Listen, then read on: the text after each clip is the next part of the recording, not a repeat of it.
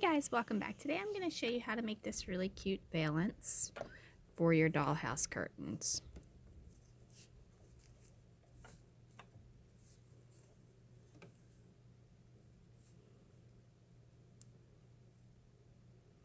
Alright, the first thing you need to do is you need to get yourself some material, whichever kind of material you want, and then you're going to cut it 5 inches by 7 inches. Okay, once you have that, then what you're going to do is you're going to fold it over just like this.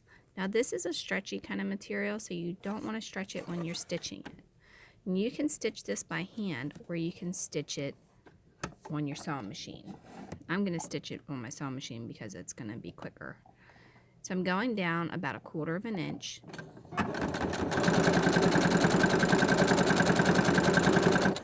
And I'm using the inside of this here part of my sewing machine. I don't know if you can see it.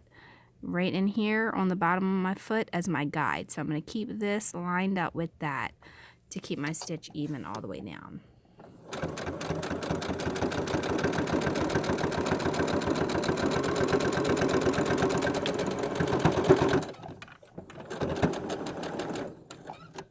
Okay, and I like to double back at my ends. You don't have to, but I do because when I flip it out, I want to make sure that it's not going to tear. Okay, now you want to just kind of trim off this excess so it's not bulkiness inside. It doesn't have to be straight and it doesn't have to be perfect. You just want to make sure that you get as much of that off as possible. Okay, so now you're going to flip it inside out. If your fingers aren't that good at getting in the little spaces, you can use a skewer stick or something like that and just kind of push it in there like this. Okay? Now, if you notice on the back of this one there is a seam.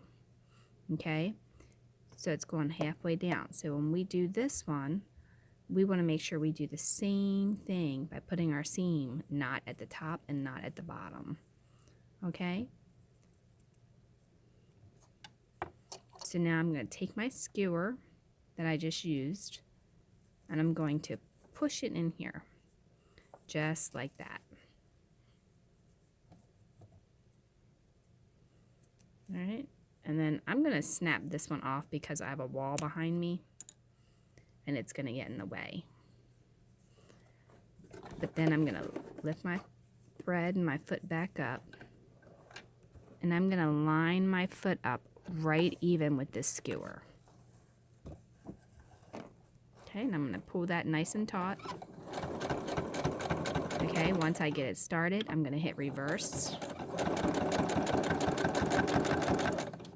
Okay, now I did not start at the top because I didn't want it to get bunched up because this is a very stretchy material and it probably will. So now I'm going to go back.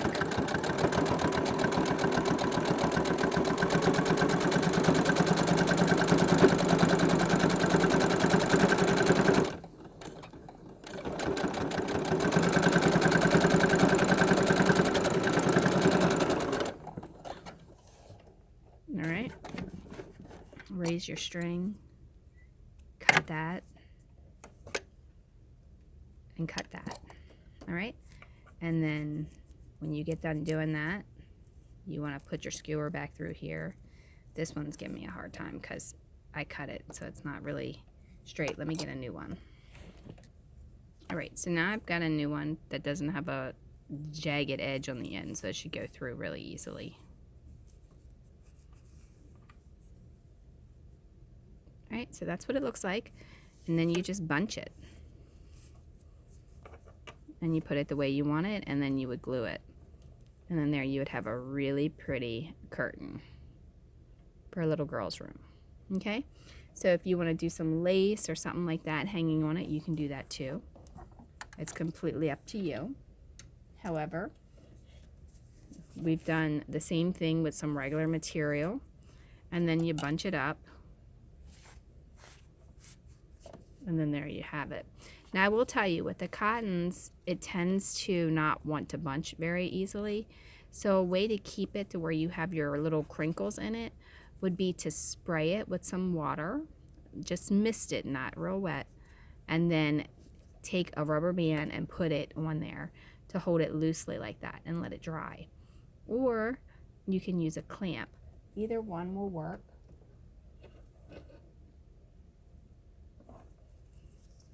When you're doing it,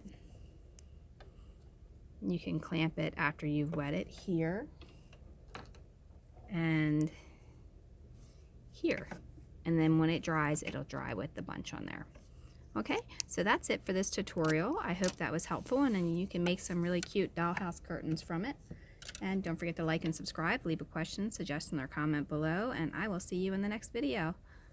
Have a wonderful day.